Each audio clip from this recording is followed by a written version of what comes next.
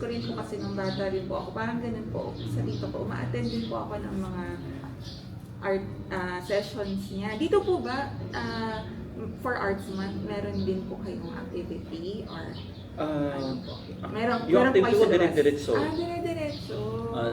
Sa 8, meron ako sa Walter Mart, mag-workshop ako ng bata. Paggamit ng, ano naman, ng toyo. So, magpipaint kami dun sa mall.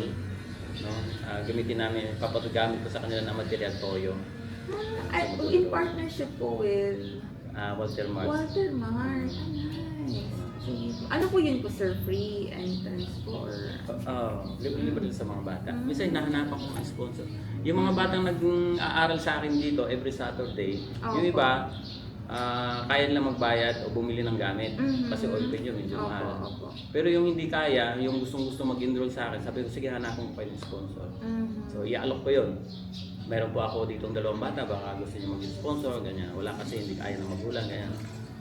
So, meron din po kayong sponsor. Kaya dito, halo-halo. May kaya magbayad, may hindi. Gano'n.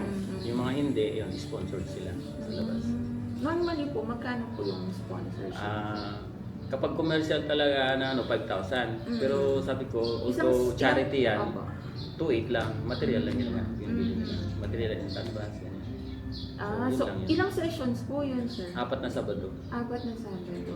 May pending po ba So kayo, meron akong level 1, level 2, level 3. Okay. May pending po kayo ngayon na enrollees na for Katatapos lang. sponsorship? Ayun yung mga gawa nila, ng mga bata. Katatapos lang nila. Since nandito po kami, kung meron po kayong isa na gusto nyong ipa-sponsor, kami, pwede ko po. Hindi ko alam na pwede kayo mag-sponsor. Pwede ko Mag-start po. ulit ang klasiko ng, ng March 8. Okay. Sabado. So another batch yung. Hindi ko kasi mapagsabay-sabay kasi nililimit ko lang sa 10 actually. Opo. 10, pag hindi ko matanggihan talaga, maabot siya ng 15 ganun. Pero actually 10 lang.